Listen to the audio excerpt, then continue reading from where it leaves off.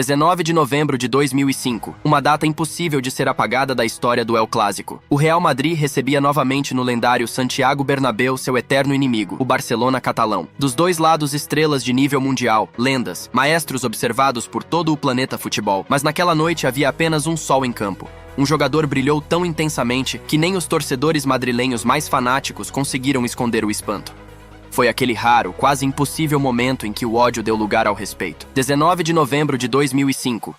O dia em que os torcedores do Real levantaram de seus assentos e aplaudiram um jogador do Barcelona. Um jogador que destruiu a defesa deles, que rasgou os espaços entre as linhas, que tratou a bola como se estivesse dançando com ela. Um jogador especial cujo nome está para sempre gravado na história da magia do futebol. Seu nome era Ronaldinho. Mas o que exatamente ele fez para que todo o Bernabéu ficasse de pé aplaudindo? Por que justamente aquela partida virou lenda, lembrada décadas depois? Neste vídeo você vai saber e ver tudo o que Ronaldinho fez naquela noite inesquecível. Estado da equipe. O Barcelona chegou à temporada 2005/06 como o atual campeão espanhol e como uma equipe que crescia em força e confiança. Frank Rijkaard havia montado na Catalunha não apenas um time talentoso, mas uma verdadeira sinfonia do futebol. O jovem Lionel Messi estava apenas começando seu caminho rumo à grandeza. Samuel Eto'o, terror dos goleiros, era um dos melhores artilheiros da Europa.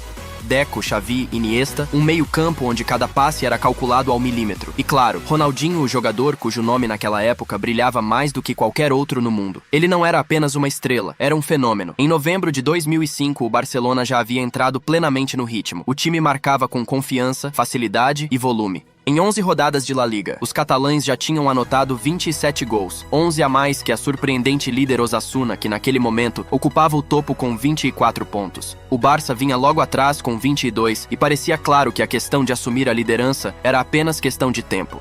O Real Madrid daquela época vivia sua própria era, a era dos galácticos, estrelas em todas as posições. Mas por trás do brilho dos nomes, o time ainda buscava sua identidade. Vanderlei Luxemburgo era o treinador, mas seu cargo balançava. Florentino Pérez estava insatisfeito. A pressão crescia e o clima pesava. O Real chegava ao Clássico em terceiro lugar, apenas um ponto atrás do Barcelona na tabela. Tudo parecia equilibrado, mas em campo a diferença era clara. Zidane, Ronaldo, Beckham, Roberto Carlos, jogadores gigantes, mas sem um sistema, sem uma ideia profunda. A experiência deles não se transformava em domínio. Mesmo assim, os torcedores merengues não queriam análise. Queriam vingança, porque nos dois últimos confrontos pelo campeonato, eles haviam sido atropelados por um agregado de 5-1. Isso não se esquece, isso queimava por dentro. E para esse jogo, para essa noite, os dois lados se preparavam. Se preparavam para uma batalha que prometia ser especial. A forma de Ronaldinho. A temporada 2005 a 2006 é considerada com toda a justiça o auge da carreira de Ronaldinho. Naquele momento, o brasileiro já havia se transformado no símbolo da beleza do futebol, no tipo de jogador por quem até quem não torcia pelo Barcelona ligava à televisão. Sua chegada do PSG em 2003 marcou o início de uma nova era. Já em sua segunda temporada, ajudou os catalães a recuperar o título espanhol e na Europa, seu nome ecoou ainda mais forte depois do duelo contra o Chelsea na Champions League. Aquele gol de bico parado sem espaço para armar o chute, o tiro que pegou o jovem Peter Cech completamente desprevenido, ficou para sempre na memória do futebol. Em novembro de 2005, o mundo inteiro falava dele como o grande favorito à bola de ouro. E era claro, a questão não era mais se, mas quando. Ele puxava o Barcelona pra frente, acendia estádios e ajoelhava defensores. A mídia do mundo inteiro repetia: Ronaldinho é o melhor jogador do planeta neste momento. Mas El Clásico não é palco para aplausos antecipados. É o lugar onde até os gênios ou brilham mais forte que o sol ou desaparecem sem deixar vestígios sob a pressão. Os defensores do Real se prepararam para esse duelo como para uma guerra. A missão era simples: parar Ronaldinho, não deixá-lo respirar, não permitir que ele criasse. Ele chegava ao jogo com 6 gols e 4 assistências em 11 partidas do campeonato. Não era uma estatística absurda, mas às vezes números não significam nada. E no dia 19 de novembro de 2005, ele mostrou exatamente o porquê. E aliás, há um detalhe importante. Naquele momento, Ronaldinho ainda não havia ganhado a bola de ouro. A cerimônia aconteceria apenas 9 dias depois da partida no Bernabéu.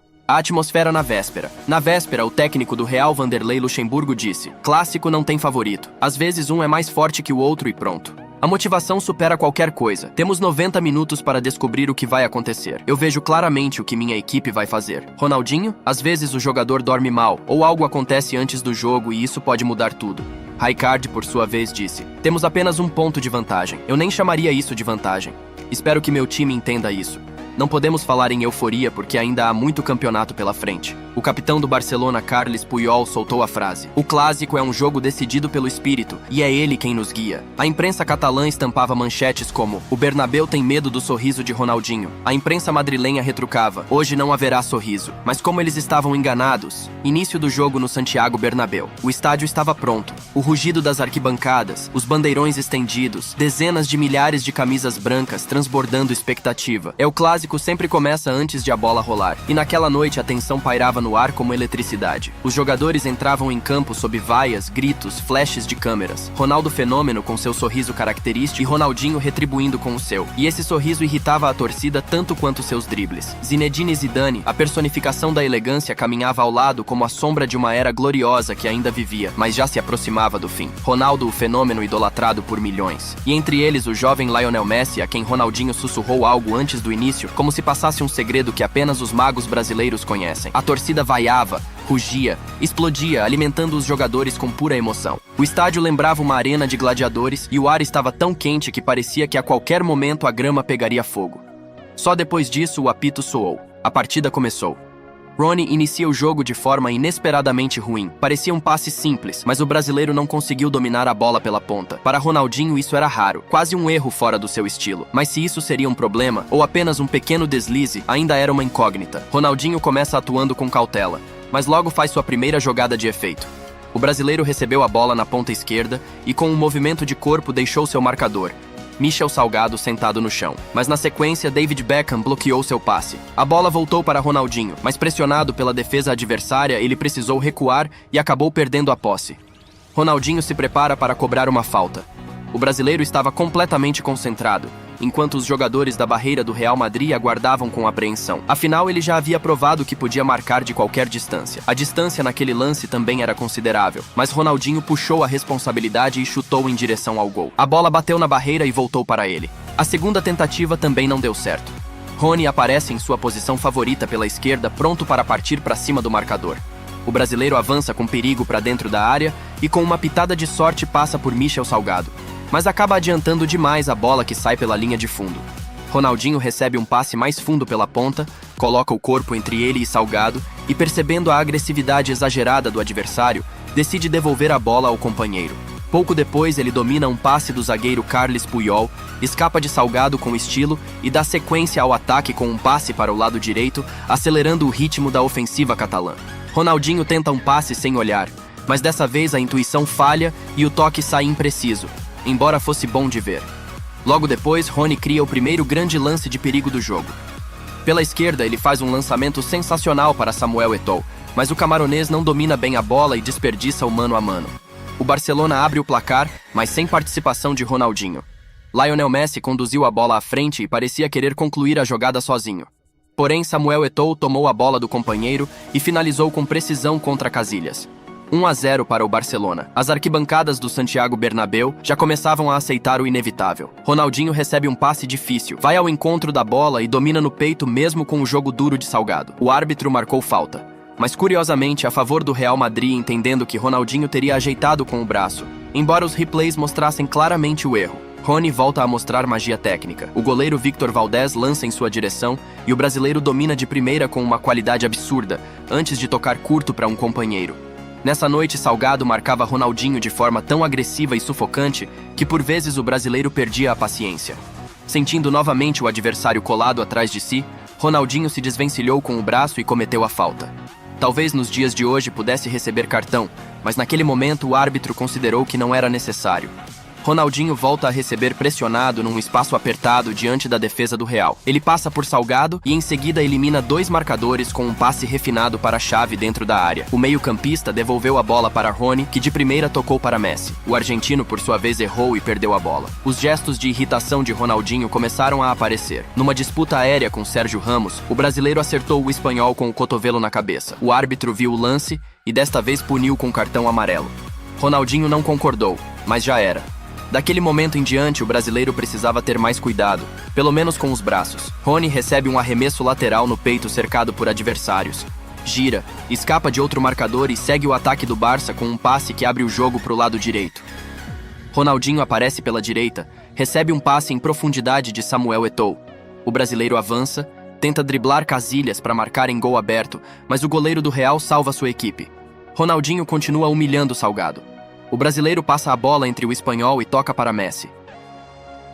Mais uma vez, Rony aterroriza a defesa do Real. Acelera, passa por Sérgio Ramos e começa a avaliar as opções. Ramos consegue alcançá-lo de novo e tenta bloquear, mas isso não impede Ronaldinho de cruzar para Messi, que cabeceia mal para o gol. Ronaldinho recebe na esquerda mais uma vez. Com um toque elegante de calcanhar, devolve a bola de primeira para o companheiro e deixa a jogada mais aguda. As arquibancadas reagem alto, alguns admirados, outros furiosos. Ronaldinho domina mais uma bola na ponta e no primeiro toque desmonta Salgado ao jogar a bola para frente. Em seguida bate Sérgio Ramos, mas acaba perdendo o equilíbrio e consequentemente a bola. Ainda assim, o lance foi de tirar o fôlego. Ronaldinho não começou a segunda etapa brilhando. Arriscou um chute de longe, mas o disparo saiu muito fraco e Casillas defendeu sem dificuldade. Logo depois, Ronaldinho desmonta praticamente toda a defesa do Real com um passe fantástico para a chave no centro. Infelizmente, a jogada não terminou em gol, apesar da genialidade do toque. Mas aos 59 minutos, Ronaldinho parecia ter mudado de nível. Recebendo a bola ainda no seu campo, percebeu imediatamente o espaço livre nas costas dos defensores e arrancou. Sérgio Ramos foi superado com tanta facilidade que parecia um boneco de treino incapaz de reagir. Mais alguns passos, entrada na área, mais um drible e o chute no canto próximo. Preciso, frio, lindo. Não foi um gol de força, mas de pura poesia futebolística. Um daqueles que não se debate, se admira. E naquele instante, a torcida do Bernabéu explodia em emoções adversas. Raiva pela defesa do próprio time e um encantamento involuntário pelo que Ronaldinho fazia em campo. Ronaldinho mais uma vez mostrou sua técnica inacreditável. Recebeu a bola como se fosse mágica, atraiu 3 defensores ao seu redor e ainda assim encontrou um passe elegante para um companheiro. Mas ele não parou aí. Continuou oferecendo ao Santiago Bernabéu um verdadeiro show. Recebendo novamente, ele driblou Sérgio Ramos com uma facilidade absurda, como se o espanhol fosse apenas uma sombra, e invadiu a área em velocidade. Chute cruzado, canto distante. Preciso, tranquilo, absolutamente gelado. Mais um golaço, mais um instante de magia irresistível. E naquele momento o estádio explodiu, mas não de fúria. Pela primeira vez em muito tempo o Bernabéu estava unido. Os torcedores do Barcelona aplaudiam de paixão. Os torcedores do Real aplaudiam por respeito. Porque aquilo não se vaiava, aquilo se reconhecia. Ver os fãs do maior rival se levantarem para te aplaudir é a forma suprema de reconhecimento do tamanho da sua grandeza, algo que só se sente em raríssimos momentos. Para Ronaldinho foi exatamente isso. O Bernabéu se levantou apenas diante de Maradona, depois somente diante de Ronaldo quando ele voltou após anos. Isso não é um gol, não é apenas um lance, é um momento que ficará para sempre na história. Naquele segundo, até o mais convicto madridista entendeu que estava diante de uma obra de arte que estava acima das cores do clube. O apito final do árbitro confirmou o massacre. 3-0 para o Barcelona no lendário Santiago Bernabéu. Os catalães aumentaram a vantagem sobre o Real para 4 pontos e junto com isso subiram ao topo da tabela. O Osasuna havia perdido pontos e isso permitiu ao Barça assumir a liderança mantida também pela melhor diferença de gols. A noite, que começou com tensão e expectativas, terminou em triunfo. O Barça deixou Madrid não só com a vitória, mas também com o respeito até daqueles que normalmente o recebem com vaias. O placar dizia 3-0, mas para o Real aquilo parecia 10-0. Os jornais não esperaram um segundo. Pela manhã as manchetes soavam como hinos para uma única pessoa. Marca escreveu: Ronaldinho, carrasco e artista. O esporte. O Bernabéu se curvou diante do rei. O El Mundo. Fenomenal, inalcançável, devastador. Curiosamente, o próprio Ronaldinho naquele momento nem percebeu o que tinha acontecido. Ele não notou os aplausos das arquibancadas do Bernabéu após o segundo gol. Depois admitiu: na hora eu não entendi o que havia acontecido. No vestiário todos falavam da ovação. Eu revi o lance na televisão. Eu estava tão feliz com o momento, com os gols, com a comemoração, que nem reparei. Mas uma coisa é certa, nunca vou esquecer isso. No Real, o clima era o oposto. Guti estava arrasado. É a derrota mais dolorosa da minha carreira. Não há desculpas, mas como madrilenho me machuca ver nossos torcedores aplaudindo o adversário. Luxemburgo, já sentindo que seu cargo balançava, ainda assim encontrou forças para admitir o inevitável. O Barcelona jogou muito bem, mas não podemos parar. Ainda há um longo caminho. Ronaldinho fez uma partida incrível. Ele se divertiu jogando futebol. Toda a diferença esteve nele. Ele fez coisas grandiosas. Frank Rijkaard falava com calma, mas era possível sentir orgulho em suas palavras. É uma vitória importante, mas ainda temos muito pela frente. Ronaldinho foi fantástico, está em uma forma incrível e hoje provou isso. Quando você joga assim, o adversário silencia, e isso significa que você fez tudo certo. E claro, o capitão Carles Puyol, que conhecia Rony como poucos, resumiu de forma simples e sincera: sabíamos que ele era capaz de magia, Mas isso foi mais do que magia.